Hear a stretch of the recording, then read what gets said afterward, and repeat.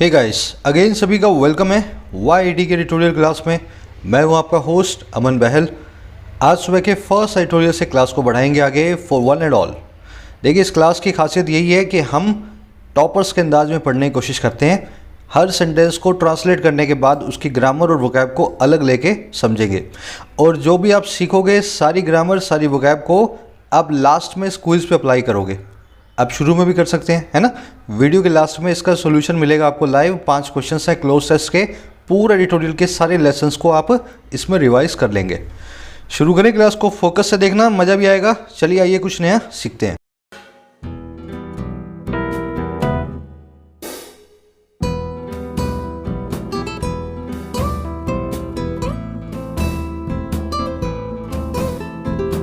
कह रहे for one and all. For मतलब के लिए, वन एंड ऑल मतलब एवरीवन।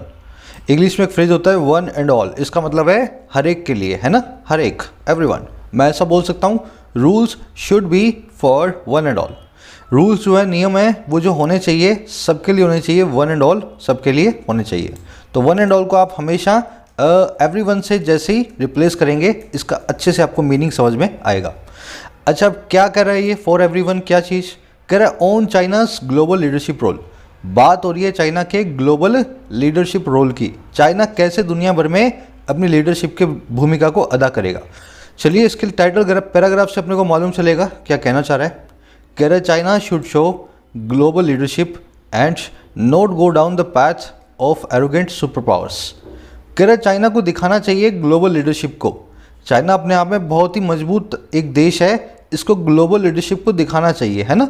नहीं जाना चाहिए, लेकिन इसको उस पैथ पे, उस रास्ते पे गो डाउन करना चाहिए, उस पाथ पे जो है एरोगेंट सुपर पावर्स का, जो है एक ऐसी ताकतों का बहुत ही घमंडी रही हैं, एरोगेंट रही हैं। तो कह रहे सुपर पावर्स बहुत आई हैं दुनिया में, पर सब ने अपनी एरोगेंस दिखाई है, चाहे वो अमेरिका हो चाहे यूरोप हो, है ना। पर चाइना को उस रास्ते पे नहीं जाना चाहिए। अगर ये ग्लोबल लीडरशिप को लेता है, सुपर पावर बनता है, तो एरोगेंट बिल्कुल भी ना हो, घमंडी बिल्कुल भी ना हो। इसमें चाइना की 2 वर्ब्स आई हैं। पहली है शुड शो, दूसरी है शुड गो। शुड शो दिखाना चाहिए, शुड गो जाना चाहिए, है ना। एंड कंजंक्शन से जुड़ी हुई हैं। एक ही सब्जेक्ट एक से ज़्यादा वर्ब्स भी ले सकता है, अगर बीच में एंड और नीदर नोर बट ऐसा कुछ आ जाए, है ना।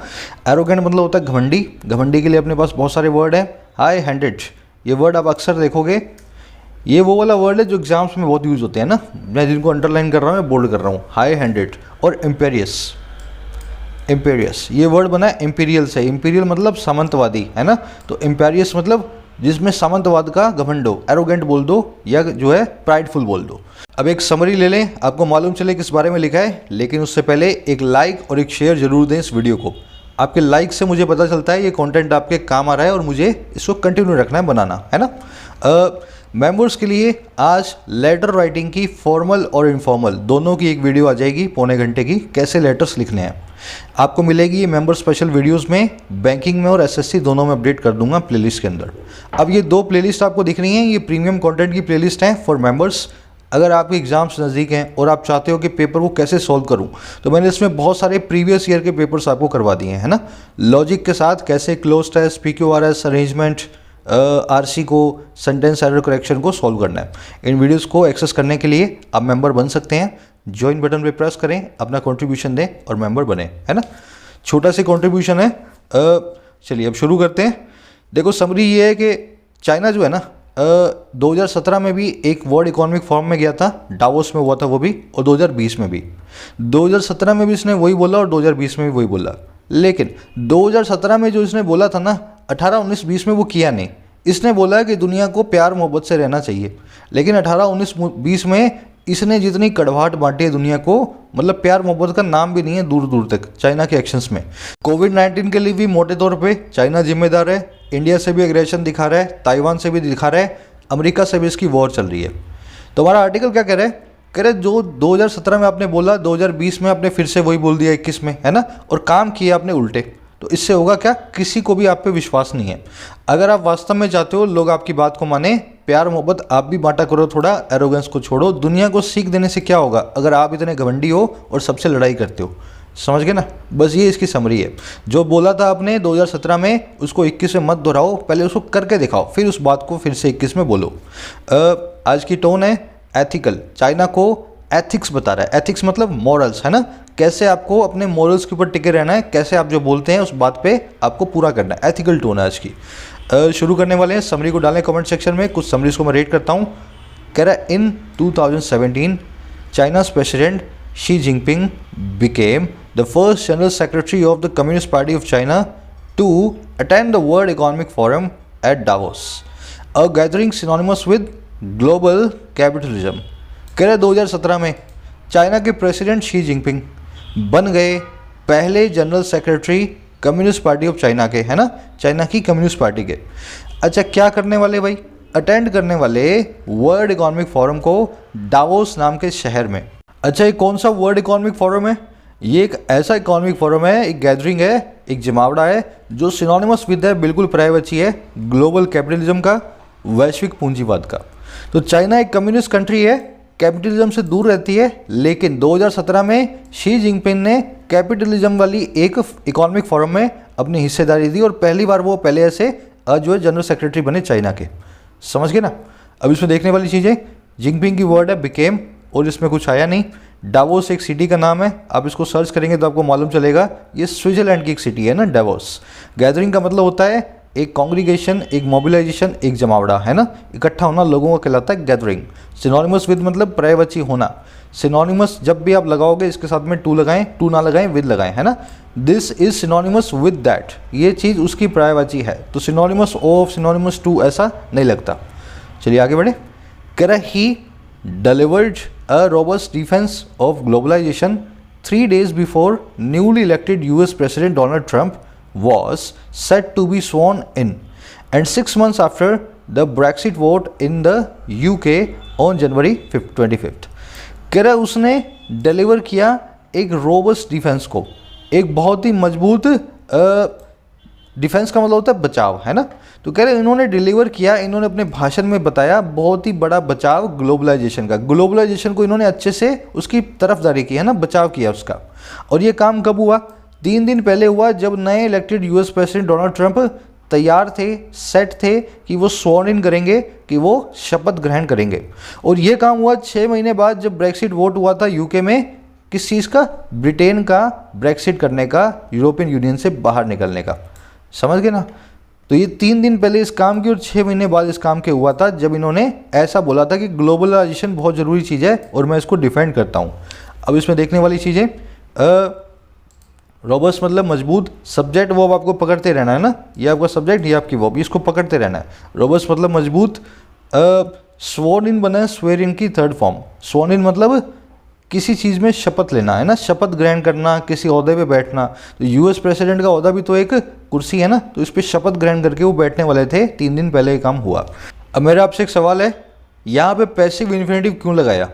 आपने ऐसा क्यों नहीं लिखा US president Donald Trump was set to swear in? तो टू बी प्लस में V3 लगा के इसको पैसिव क्यों बनाना पड़ा? आप जरा सोचें, फिर मैं आपको बताता हूँ। देखिए, स्वेयर इन का मतलब होता है शपथ दिलाना। इसको लेने की जगह लिख दो दिलाना, ठीक है ना।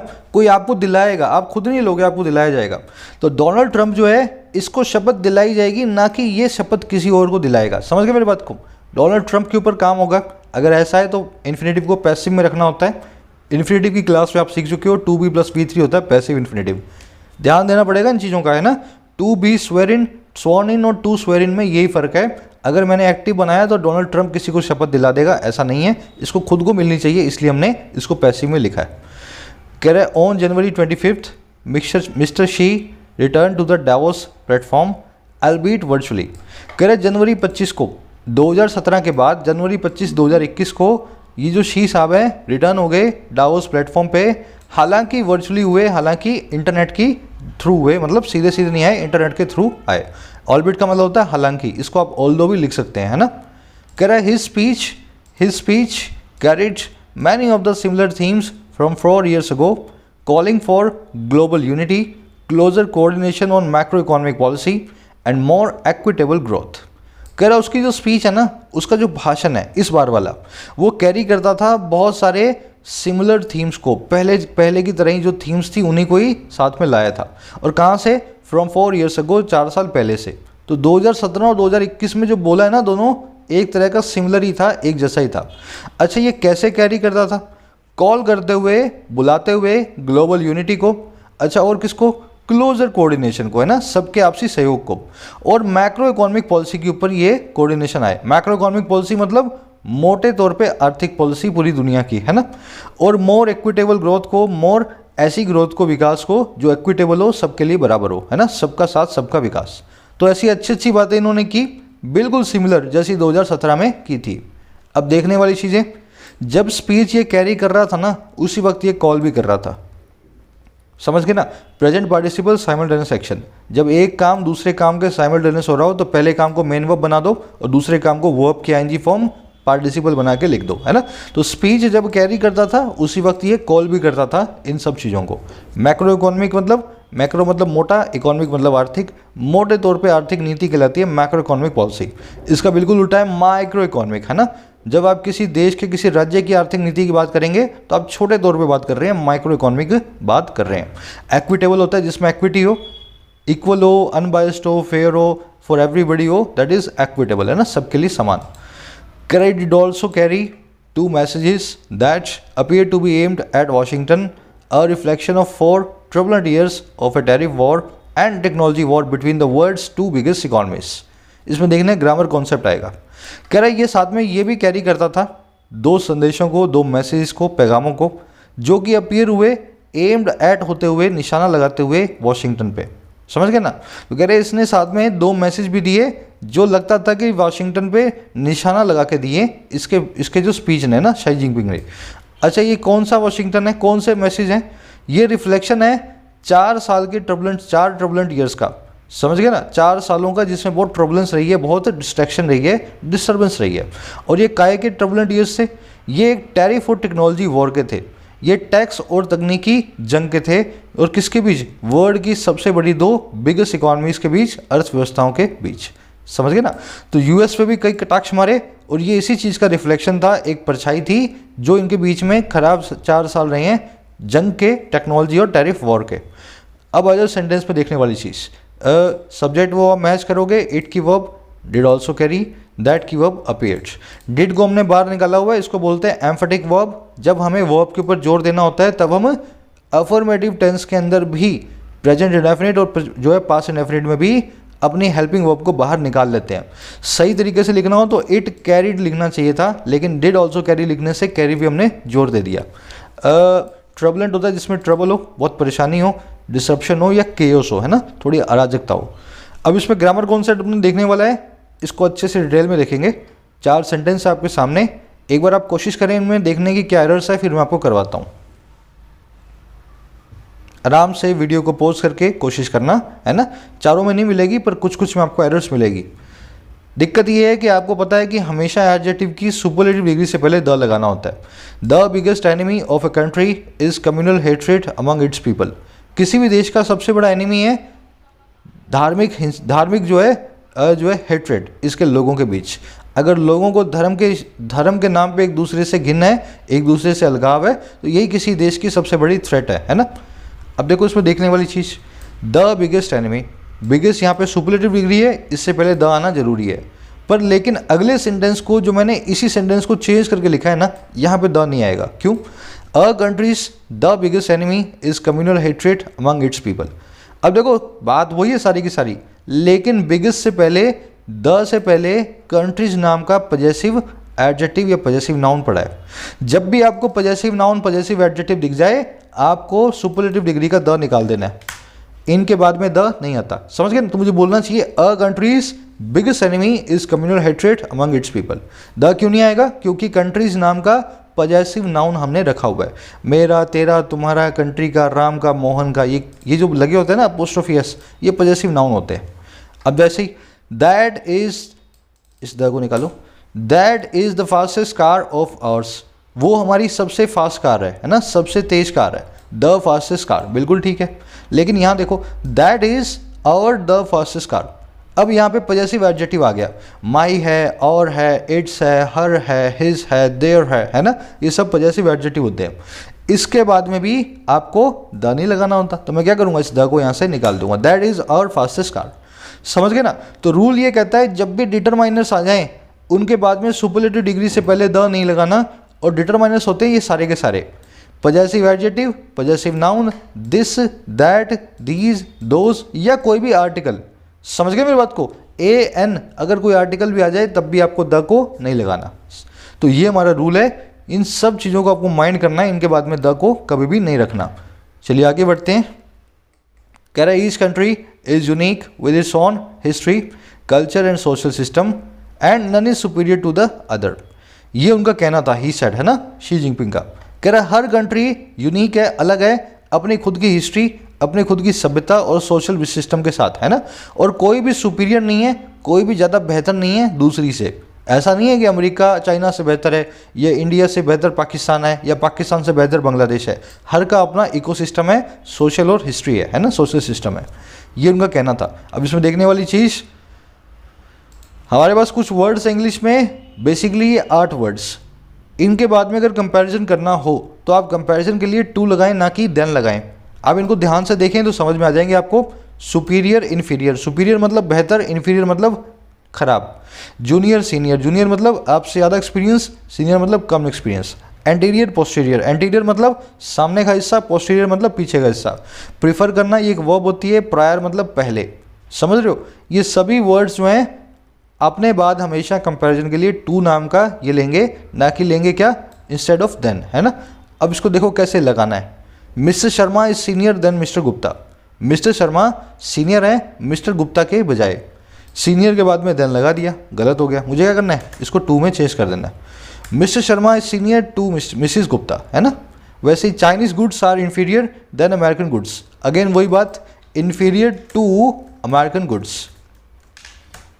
ये एडजेक्टिव इन्फीरियर ऐसा ही है, हालांकि ये एक कंपैरेटिव डिग्री में आता है, लेकिन अपने बाद में हमेशा टू ही लेता है, देन नहीं लेता। वैसे ही prior than the year 2000 UP was India's the biggest state. सन 2000 से पहले यूपी इंडिया का सबसे बड़ा स्टेट हुआ करता था, है ना। तो मैं क्या करूँगा, प्रायर देन नहीं, प्रायर टू। ऊपर देख लो लिस्ट लगी हुई है, प्रायर के बाद में भी टू आता है। तो प्रायर टू ईयर 2000 जो है यूपी सबसे बड़ा स्टेट था। अब इसमें एक और एरर है इसी सेंटेंस में, एक और एरर है, दिखनी चाहिए आपको। इंडियाज द बिगेस्ट नहीं आएगा, इंडियाज बिगेस्ट स्टेट। अगर इंडियाज लगा दिया है तो उसके बाद में द लगाने की जरूरत नहीं है, डिटरमाइनर के बाद सुपरलेटिव डिग्री का द निकाल देते हैं ना। तो इंडियाज बिगेस्ट स्टेट हमें लिखना चाहिए। चलो, सारे कॉन्सेप्ट यही क्विज में यूज होंगे लास्ट के अंदर, है ना। Correct difference in itself is no cause for alarm. ये भी उनका कहना था। कह रहे जो डिफरेंस है, जो भेदभाव है या थोड़ा सा जो अलग होना है ना, डिफरेंस होना है, अपने आप में कोई भी कॉज फॉर अलार्म नहीं है, कोई भी खतरे की घंटी नहीं है। अगर आपका कल्चर हमारे कल्चर से अलग है तो इसमें हमारे बीच में लड़ाई की कोई बात नहीं है। कह रहा what does ring the alarm is arrogance, prejudice and hatred. लेकिन जो चीज़ अलार्म को रिंग करती है, जो चीज़ हमें परेशान करती है ना, वरी बनाती है, वो है एरोगेंस, वो है घमंडीपन, वो है प्रेजुडिस, किसी की तरफदारी करना, है ना, बायसनेस, और हेट्रेड वो है घृणा। तो यही चीज़ें हमको थोड़ा सा परेशान करने का काम करती हैं। डिफरेंस अपने आप में कोई भी परेशानी की बात नहीं है। वर्ड्स को देख लेना, एरोगेंस ऊपर आ चुका है, हाई हैंडेडनेस बोल दो, डिक्टेटोरियल बोल दो, है ना, एरोगेंस। प्रेजुडिस का मतलब होता है किसी चीज़ के लिए तरफदारी करना, दिमाग में भेदभाव करना। बायसनेस हो, डिस्क्रिमिनेशन हो, प्रेजुडिस होता है। अब देखो आगे ये बोलते भी जा रहे हैं, कह रहा है it is the attempt to impose hierarchy on human civilisation और to force one's on history, culture and social system upon others. कह रहा है ये जो सब चीज़ें हैं ना, ये तीनों, कह रहा है ये एक अटेम्प्ट है, ये कोशिश है कि लगाया जाए हायरार्की को, और किस पे, ह्यूमन सिविलाइजेशन पे। हायरार्की मतलब होता है रैंक्स। पहले अमेरिकन सिविलाइजेशन है, फिर चाइनीज़ है, फिर इंडियन है, फिर बांग्लादेशी है, फिर पाकिस्तानी है। अगर हम एक ऐसी हायरार्की को इम्पोज करें दुनिया में, कह रहा है यही वो अटेम्प्ट होता है इस एरोगेंस, प्रेजुडिस और हेट्रेड के जरिए। और हम फोर्स कर रहे हैं अपनी खुद की हिस्ट्री को, अपने कल्चर को और सोशल सिस्टम को दूसरों के ऊपर। तो कह रहा है यही तीनों चीज़ों की वजह से जंग होती है दुनिया में। शी जिनपिंग का कहना है जब आप ह्यूमन सिविलाइजेशन की कैटेगरी बना देते हो और बताते हो कि हम तुमसे अच्छे और तुम उनसे अच्छे, है ना, और अपने हिस्ट्री कल्चर को दूसरों के ऊपर थोपने की कोशिश करते हो। लंबी इनकी स्पीच है, देखो यहाँ से लेकर के यहाँ तक ये बोलते ही जा रहे हैं, ईच कंट्री से लेकर यहाँ तक, है ना, इन्होंने बोला है। अब देख लो इसमें देखने वाली चीज़ें, हमने सारा एक बार समझ लिया है। अब देखने वाले वर्ड्स देख लेते हैं। इम्पोज करना मतलब लगाना किसी पे कोई चीज़ को, प्रेजुडिस आपने देख लिया है ना। ऑन पे एक छोटा सा कॉन्सेप्ट है। ऑन नाम का एडजेटिव, ध्यान देना एडजेटिव, ये कभी भी पॉजेसिव एडजेटिव या पॉजेसिव नाउन के बिना नहीं आएगा। ऊपर आपने देखा ना, राम्स, मोहन्स, माय, अवर, हमेशा ऑन से पहले ऐसी कोई चीज़ पड़ी होगी। लेकिन कब, जब ये एक एडजेटिव हो। अगर ये कुछ वर्ब बनाओ तो इससे पहले कुछ मत लगा देना। जैसे India takes pride in on culture, India take करता है प्राइड को, इंडिया को बहुत गर्व है, बहुत प्राइड है अपने खुद के कल्चर पे, है ना, हर कंट्री को होता है। तो मैं क्या लिखूंगा, India takes pride in its own culture. It's किसके लिए आया, ये इट्स आया इंडिया के लिए। अगर यहाँ पे राम लिखा होता ना, राम, तो राम के लिए हिज आ जाता। अगर यहाँ पे सीता लिखा होता, शालिनी लिखा होता तो हर आ जाता। समझ गए ना, पॉजेसिव एडजेटिव उसके सब्जेक्ट के हिसाब से आपको ऑन से पहले लगाना है। अब इट्स लगने के बाद ये सेंटेंस सही हुआ, India takes pride in its own culture. समझ गए ना। अब देखो इसी फॉर्मूला को इस सेंटेंस में लगाएंगे। 7 countries in the world their own nuclear weapons. 7 countries दुनिया में ऑन करती हैं न्यूक्लियर वेपन्स को। देयर लगा के सेंटेंस को मैंने गलत बना दिया। आप बोलोगे सर 7 कंट्रीज के लिए देयर तो आना चाहिए, ऑन से पहले पॉजेसिव एडजेक्टिव तो आना चाहिए, है ना। 7 कंट्री के लिए देयर लगा दिया, गलती हो गई। ये ऑन यहाँ पे एक वर्ब है, ना कि एडजेक्टिव। दुनिया की 7 countries, 7 countries in the world, ये आपका सब्जेक्ट, ऑन है आपकी वर्ब। ऑन का मतलब ये भी होता है किसी चीज़ को ऑन करना, है ना, मालिक होना। तो 7 कंट्रियां मालिक हैं न्यूक्लियर वेपन्स की, तो यहाँ पे ऑन कोई एडजेक्टिव नहीं है। देयर लगा के सेंटेंस को अपने आप जो है गलत मत कर देना, है ना। यहाँ पे देयर को आप निकाल दो। चलो आगे बढ़ते हैं। वर्ड्स को पकड़ना पड़ेगा। अगर एक रट्टा मार लिया कि ऑन से पहले पॉजेसिव आएगा तो इस केस में वो रट्टा फेल हो गया, है ना। तो आपको समझना पड़ेगा ऑन की किस फॉर्म से पहले पॉजेसिव एडजेक्टिव को लगाना होता है। कह रहा है he also hit out at attempts to build small circles or start a new cold war to reject, threaten और intimidate others। तो कह रहे शी जिनपिंग ने हिट आउट भी किया, साथ ही साथ हमला भी कर दिया। हिट आउट करना मतलब हमला करना उन कोशिशों पे जो है बिल्ड करने की छोटे छोटे ग्रुप्स को, स्मॉल सर्कल्स को। जैसे क्वाड बना रहा है अभी जापान, इंडिया, ऑस्ट्रेलिया और यूएस मिलके एक छोटा सा सर्कल बना रहे हैं। तो कह रहा है इसने इन कोशिशों पे भी हमला किया कि आप क्यों छोटी छोटी जो है ग्रुप्स बना रहे हो और क्या कर रहे हो, स्टार्ट कर रहे हो नई कोल्ड वॉर को। अच्छा क्यों कर रहे हो, ताकि आप रिजेक्ट कर पाओ, आप बिल्कुल नकार पाओ, थ्रेटन कर पाओ, धमकी दे पाओ या डरा पाओ अदर्स को, दूसरों को, है ना। तो चाइना बोलता है हमारे खिलाफ अमेरिका, इंडिया और जापान मिलकर छोटे छोटे सर्कल्स बना रहे हैं ताकि हमें आप रिजेक्ट या थ्रेटन कर पाएँ या डरा पाएँ। अच्छा क्यों कर पाएँ इस काम को, to wilfully impose decoupling, supply disruption और सैंक्शंस। जानबूझ के इम्पोज करने के लिए डीकपलिंग को, डीकपलिंग मैं अभी आपको समझाऊंगा क्या होती है ना। जानबूझ के इम्पोज करने के लिए, लगाने के लिए डीकपलिंग को, सप्लाई में डिसरप्शंस को और सैंक्शंस को, प्रतिबंधों को। अच्छा आगे कह रहा है एंड ही सेट। अब देखो ही की दूसरी वर्ब है set. A misguided approach of antagonism and confrontation, be it in the form of cold war, hot war, trade war और tech war, would eventually hurt all countries interest. Last में उन्होंने ये भी बोल दिया कि एक मिसगाइडेड अप्रोच जो है ना, एक गलत अप्रोच जो है, गलत गाइड की हुई, जो कि है एंटागोनिज्म की, डिसएग्रीमेंट की, है ना, आपसी शत्रुता की, और कन्फ्रंटेशन की, एक दूसरे से लड़ाई की, चाहे वो रूप में हो कोल्ड वॉर के, हॉट वॉर के, ट्रेड वॉर के या टेक वॉर के। कह रहे ये अप्रोच इवेंचुअली आखिर कर जाके सभी कंट्रीज़ के इंटरेस्ट को हर्ट ही करने वाली है। देखो सेंटेंस बहुत लंबा है, इसलिए मैं इसको 2 पार्ट्स में तोड़ देता हूँ ताकि एक बार मैं इसको रिपीट कर पाऊँ, है ना। इससे 2 बातें कही हैं। उसने पहले तो हिट आउट किया अटैम्प्ट्स पे कि आप छोटे छोटे ग्रुप बना रहे हो ताकि आप एक नई कोल्ड वॉर शुरू करो और हमें डराओ, धमकाओ, इंटिमिडेट करो या थ्रेटन करो। ताकि आप क्यों कर रहे हो ये, ताकि आप विलफुली, जानबूझ के डीकपलिंग को इम्पोज करो। डीकपलिंग मैं आपको बता दूंगा, है ना, इम्पोज करो, और सप्लाई में डिसरप्शंस लाओ और सैंक्शंस लगाओ। तो कह रहे हैं एक तो आप ये काम बंद कर दो। चाइना बोलता है दुनिया को आप मेरे खिलाफ ग्रुपिंग बनानी बंद करो। फिर इसी शी जिनपिंग ने साइड ये भी किया कि गलत अप्रोच जो है ना, जो कि शत्रुता की है और लड़ाई की है, चाहे वो किसी भी रूप में हो, इस चारों तरह की वॉर के, है ना, आखिरकार वो दुनिया की सभी कंट्रीज़ को, इंटरेस्ट को, उनकी भलाई को हर्ट करेगी। समझे। अब आ जाओ उसमें देखने वाली चीज़ें। ही की 2 वर्ब्स हैं, पहली हिट आउट और दूसरी सेट, है ना। V2 दोनों, वी की वर्ब की सेकंड फॉर्म है। विलफुली मतलब जानबूझ के किसी काम को करना, डेलिबरेटली। हिट आउट मतलब किसी पे हमला करना। डीकपलिंग का मतलब होता है, देखो डी मतलब कपल, कपल मतलब साथ में, डी मतलब अलग। जब आप सेपरेशन करते हैं ना तो कहते हैं डी कपलिंग। इकोनॉमिक टर्म्स में इसका मतलब होता है दोनों कंट्रियों की आत्मनिर्भरता एक दूसरे पे खत्म हो जाएगी। समझ गए ना? अगर यूएस और अमेरिका और चाइना डीकपलिंग कर रहे हैं तो दोनों एक दूसरी कंट्रीज से अपने इन्वेस्टमेंट को निकाल रहे हैं, इन्वेस्टर्स को निकाल रहे हैं, एक दूसरे से व्यापार को कम कर रहे हैं। इससे आने वाले टाइम में वर्ल्ड वॉर का खतरा बढ़ जाता है, क्योंकि दोनों कंट्री एक दूसरे पे बिल्कुल भी डिपेंड नहीं कर रही होंगी आने वाले टाइम में। तो डीकपलिंग बहुत ही खतरनाक एक कॉन्सेप्ट है ना? कंट्रियाँ एक दूसरे से दूर हो जाती हैं, सेपरेशन आ जाता है। एंटागोनिज्म मतलब लड़ाई, एनिमोसिटी, डिसएग्रीमेंट। कन्फ्रंटेशन मतलब ये भी लड़ाई होती है पर एक दूसरे से सामना करना है ना, बैटल, फाइट। बीट मतलब चाहे हो, ये सब तरह की वॉर। इवेंचुअली मतलब आखिरकार। तो अच्छी वोकैब है इसमें। चलिए आगे बढ़ते हैं नेक्स्ट पैराग्राफ की तरफ। अगर if mister Xi's first Davos speech found a broadly receptive audience amid a crisis in capitalism with the rise of populism in the west creating the space for China to try and fill a void in global economic leadership. इतना ही पढ़ेंगे फिर आगे बढ़ेंगे, है ना? लंबा sentence है। कह रहा है इफ़, अगर शी साहब की पहली डावोस स्पीच जो है, इस शी जिनपिंग की जो पहली डावोस के अंदर जो भाषण था, उसने पाया, फाउंड किया, और किसको? मोटे तौर पे एक रिसेप्टिव ऑडियंस को, मोटे तौर पे ब्रॉडली एक वेलकम करने वाली ऑडियंस को। रिसेप्टिव मतलब जो रिसीव कर रही हो इस स्पीच को, आराम से सुन रही हो ना, फ्रेंडली मैनर में। तो अगर ऐसा हुआ, इस शी जिनपिंग की पहली स्पीच को मोटे तौर पे वेलकमिंग ऑडियंस ने सुना था। अच्छा, कब सुना था? बीचों बीच, अमिड एक क्राइसिस के, एक तूफान के, जो था कैपिटलिज्म के अंदर, पूंजीवाद के अंदर। अच्छा, ये कैसे आया था?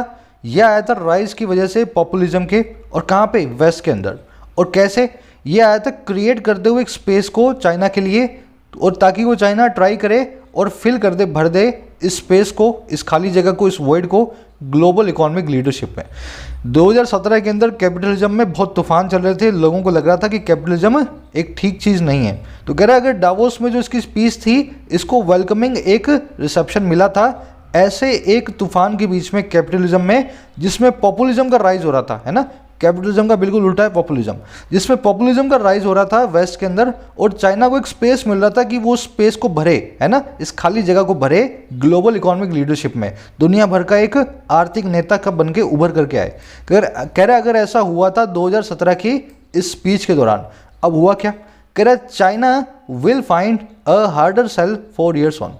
चाइना अब आगे आने वाले 4 years ऑन, है ना, अब से आने वाले 4 सालों में फाइंड करेगा एक हार्ड सेल को। अब ये हार्ड सेल क्या होती है? किसी को अपनी बात को समझाना या विश्वास दिलाने में डिफ़िकल्टी फेस करना।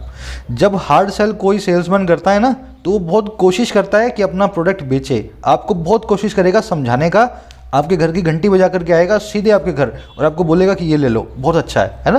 तो ये एक ऐसा काम होता है जो अपने आप में बहुत डिफिकल्ट काम होता है ना, किसी को अपने विश्वास में लेना और सामने से सीधे सीधे। तो अगर चाइना ने पिछली बार तो रिसेप्टिव ऑडियंस को पाया था, इस बार आने वाले 4 साल में उसको अपनी बात पे विश्वास दिलाने के लिए बहुत कोशिश करनी पड़ेगी। अब ये बताएगा चाइना ने उल्टे काम क्या क्या किए हैं, है ना?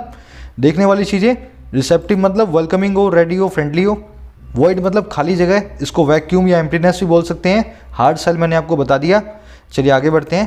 कह रहा his message to stay committed to international law and international rules instead of seeking one's own supremacy and for the strong not bully the weak will appear especially jarring to those in China's neighbourhood. तो कह रहा है पहले अपने पड़ोस में देखे China, उसका जो मैसेज है, शी जिनपिंग का जो पैगाम है, जो संदेश है, स्टे करने का, रहने का, कमिटेड, है ना, वचनबद्ध, और किसके लिए? इंटरनेशनल लॉ के लिए और इंटरनेशनल रूल्स के लिए, है ना, दुनिया भर के कानूनों और नियमों के लिए, बजाय किसके? सीख करने के, पाने के अपनी खुद की प्रधानता को, सुप्रीमेसी को। सुप्रीमेसी मतलब मैं सुप्रीम हूँ, मैं डोमिनेंट हूँ, मैं अच्छा हूँ सारी दुनिया से, है ना? तो कह रहा है इसका जो मैसेज है ना शी जिनपिंग का, कि हमें इंटरनेशनल रूल्स और लॉ को फॉलो करना चाहिए अपनी प्रधानता को इस्टेब्लिश करने की बजाय। और किसके लिए था जो मैसेज? जो द स्ट्रॉन्ग के लिए था, सभी स्ट्रॉन्ग लोगों के लिए था, कि वो बुली ना करें सभी वीक को, सभी कमज़ोर लोगों को। कह रहे ये जो मैसेज है ना, ये अपीयर होगा खास करके बहुत ही जारिंग, खास करके बहुत ही अजीब सा, है ना, जो समझ में ना आए, डिसएग्रीइंग हो, हमें अच्छा ना लगे, उन लोगों को जो चाइना के पड़ोस में रहते हैं, चाइना के नेबरहुड में है। समझ गए ना। तो दुनिया भर में जो चाइना का मैसेज है कि इंटरनेशनल लॉ को फॉलो करना है, और इंडिया और ताइवान में जाके एग्रेशन कर रहा है, तो हमें ये वाला मैसेज बहुत ही जारिंग लगने वाला है, हमें अजीब सा लगेगा, कन्फ्लिक्टिंग लगेगा, है ना, उन लोगों को जो हम हैं और ताइवान है, चाइना के नेबरहुड में रहने वाली कंट्रीज हैं। समझ गए। मैसेज की वर्ब है विल अपीयर, कमिटेड टू यहाँ पे किसी की वर्ब नहीं है। एक्चुअल में मैं इस पर एक ग्रामर रूल आपको बताना चाह रहा था कि इसके बाद में हमेशा नाउन प्रोनाउन या जीरेंड आता है, committed to, with a view to, accustom to, है ना, तो वो मैंने आज लिखा नहीं है। तो कमिटेड टू किसी की वर्ब नहीं है, वर्ब है आपकी हिज मैसेज की विल अपीयर। सुप्रीमेसी प्रधानता होती है, ओन से पहले फिर से एक पॉजेसिव देख रहे हो, वंस, है ना, ओन हमेशा किसी के साथ में आएगा। बुली करना मतलब चिढ़ाना, जारिंग मतलब कॉन्फ्लिक्टिंग। चलिए आगे बढ़ते हैं। कह रहा है Indeed only the day before the speech military commanders from India and China spent over 16 hours in talks, the latest unsuccessful attempt to disengage two forces that have been eyeball to eyeball for months after China's unprecedented military mobilization across the LAC starting in May। लंबा sentence पर piece bye piece पढ़ेंगे। कह रहे वास्तव में महज एक दिन पहले इस स्पीच के मिलिट्री कमांडर्स दोनों के, इंडिया और चाइना के, उन्होंने बिताए 16 घंटे से ज़्यादा बातचीत में, जो कि सबसे नया अनसक्सेसफुल अटेम्प्ट था, नाकामयाब कोशिश थी और लेटेस्ट थी, सबसे नई थी, डिसंगेज करने की, अलग अलग करने की दोनों फोर्सेस को। डिसंगेज करने का मतलब है दोनों अपने अपने रास्ते पे जाएं और लड़ाई ना करें। तो कह रहा है ये इससे एक दिन पहले ही हुआ, दोनों कंट्रीज़ का आपस में झगड़ा अभी भी चालू है, 16 घंटे की टॉक्स हुई हैं जो कि अनसक्सेसफुल थी। अच्छा, ये डिसंगेजमेंट कौन सी फोर्सेस की है? ये वो फोर्सेस हैं, ये वो आर्मियाँ हैं जो eyeball to eyeball हैं, एक दूसरे को आंख दिखा रही हैं फॉर मंथ्स, महीनों से। और कब हुआ है काम? ये काम हुआ चाइना के अभूतपूर्व मिलिट्री मोबिलाइजेशन के। ऐसा मिलिट्री मोबिलाइजेशन, ऐसी मिलिट्री जत्थेबंदी या लामबंदी जो अनप्रेसिडेंटेड थी, आज तक नहीं हुई थी। और कहाँ पे? LAC के अक्रॉस, LAC के बाजू में, स्टार्टिंग इन मई के शुरुआत में, है ना, मई से शुरू होती हुई। तो कह रहे दुनिया को आप सीख दे रहे हो कि आपको बुली नहीं करना है, वीक को सुप्रीमेसी नहीं दिखानी है, और बॉर्डर पे आप इंडिया को बुली कर रहे हो, है ना। अभी भी आपकी टॉक्स चल रही हैं और eyeball to eyeball हैं, दोनों की दोनों जो है आर्मियाँ, है ना, फोर्सेस। देखने वाली चीज़, सब्जेक्ट वर्ब मैच करें, कमांडर की वर्ब है स्पेंट, डिसंगेज का मतलब है अलग अलग होना। डिसंगेज का एक सिनोनिम होता है डिसइंटेंगल या इनइंटेंगल, है ना, अनइंटेंगल। तो डिसइंटेंगल और अनइंटेंगल और डिसंगेज ये सब एक ही बात करते हैं, लोगों का जो आपस में उलझे हों उनको सुलझाना ना, अलग अलग होना, अलग अलग रास्तों पे जाना। Eyeball to eyeball मतलब आंख से आंख दिखाना। आई बॉल मतलब हमारी आंख का जो बॉल होता है ना, बीच का retina. Eyeball to eyeball का मतलब ये होता है एक दूसरे से फेस ऑफ करना। मोबिलाइजेशन मतलब इकट्ठा होना, गैदरिंग। अनप्रेसिडेंटेड मतलब जिसका कोई प्रेसिडेंट ना हो, जिसकी कोई मिसाल ना हो। अभूतपूर्व को बोलते हैं अनप्रेसिडेंटेड, आज तक ना हुआ हो। It is not only India that is dealing with a harder Chinese military posture in the midst of a global pandemic। कह रहा है ये महज इंडिया नहीं है जो डील विद कर रहा है, जो निपट रहा है एक हार्डर चाइनीज पोस्चर के साथ, चाइना के एक ज़्यादा कड़े पोस्चर के साथ, स्टांस के साथ। पोस्चर मतलब जो एटीट्यूड चाइना भी दिखा रहा है, स्टांस ले रहा है ना। तो कह रहा है कल ही इंडिया जो है इस चाइना के अग्रेसिव पोस्चर से नहीं निपट रहा है एक ग्लोबल पैंडमिक के बीच में, in the mist of a pandemic. अब अच्छा, और दूसरी कंट्री कौन सी है? कह रहा है on January 23, 8 bombers and 4 fighters from China entered Taiwan's air defense identification zone, the latest warning to Taipei। कह रहा है जनवरी 23 को 8 बॉम्बर और 4 फाइटर चाइना से एंटर कर गए ताइवान के एयर डिफेंस आइडेंटिफिकेशन जोन में, है ना, चाइना के एयर डिफेंस जोन में एंटर कर गए, जो कि एक लेटेस्ट वार्निंग थी ताइपे के लिए, ताइवान की कैपिटल के लिए। समझ गए? तो दुनिया भर में प्यार की बात, और यहाँ पे बॉम्बर भेज रखे हैं ताइवान को धमकाने के लिए, है ना। तो ये हिपोक्रेसी की बता रहा है चाइना की, कोई विश्वास करने वाला नहीं है इसकी बातों पर। सब्जेक्ट वर्ब मिला रहे हो आप, 8 बॉम्बर्स 4 फाइटर्स की वर्ब है एंटर्ड। अब एंटर वर्ड को देख लेते हैं, छोटा सा ग्रामर कॉन्सेप्ट है, इस पर आज हमारे क्विज में भी यूज़ होगा। देखो एंटर के बाद में कोई प्रीपोजिशन नहीं आएगी अगर आप कहीं पे एंटर कर रहे हो। जैसे ये घुसे हैं, एंटर किए हैं ताइवान के डिफेंस में, तो एंटर के बाद में कोई इनटू, इन, ऑन कुछ भी नहीं आ रहा। तो कहीं घुसने के लिए एंटर को यूज़ करें बिना प्रीपोजिशन के, फिजिकल एंट्री के लिए। अच्छा, किसी कॉन्ट्रैक्ट करें, किसी से कोई डिस्कशन करें, कोई बातचीत करें, निगोशिएशन करें, है ना, अगर इस तरह की बातें करें तो आप एंटर के बाद में इनटू लगाएंगे, है ना। एंटर के बाद में ऑन लगाएंगे, किसी बिजनेस को, किसी करियर को, किसी रिलेशनशिप को स्टार्ट करें तो एंटर ऑन। अब इसको मैं आपको एग्जांपल के जरिए समझाता हूँ। The singer entered a career in acting. Singer ने शुरू किया एक करियर एक्टिंग में, एक सिंगर था, एक्टिंग में करियर उसने शुरू किया। अगर आप एक स्टार्ट कर रहे हो बिजनेस को, करियर को, रिलेशनशिप को, तो एंटर्ड के बाद में अगर लगाना है तो ऑन लगाना है। अब एंटर के बाद में यहाँ पे ऑन आना जरूरी है। The singer entered on a career in acting. अच्छा दूसरा देखो, the singer entered on a negotiation with brand for sponsorship. Singer ने शुरुआत की या एक शुरू किया एक कॉन्ट्रैक्ट को, नेगोशिएशन को एक ब्रांड के साथ स्पॉन्सरशिप के लिए। अब देखो यहाँ पे नेगोशिएशन की बात हो रही है, डिस्कशन की बात हो रही है, कॉन्ट्रैक्ट की बात हो रही है, तो एंटर के बाद में इनटू आता है। ठीक है, इसका मतलब क्या है, सिंगर ने इसके साथ एक नेगोशिएशन शुरू कर दी है, एंटर इनटू हो गया उस नेगोशिएशन के अंदर। तीसरा देखो, the singer enter in theatre amid the cheers of fan base. Singer घुसा थिएटर में जाकर के चीयर्स के बीच में, वाहवाही के बीच में उसके फैन बेस की, है ना, लड़के लड़कियां उसके लिए सीटी बजा रहे थे और वो थिएटर में घुसा, फिजिकल एंट्री हुई, थिएटर में घुसा, तो एंटर के बाद में कुछ भी नहीं आएगा, इनको निकाल दो। एग्जाम्पल्स के जरिए बता रहा हूँ मैं, रियल लाइफ सिचुएशन ऐसी होंगी, एग्जाम में ऐसे क्वेश्चंस बने होंगे, आपको अपने आप से चूज करना होगा एंटर के बाद में क्या लगाना है ना। चलिए स्क्रीनशॉट ले सकते हैं इसका।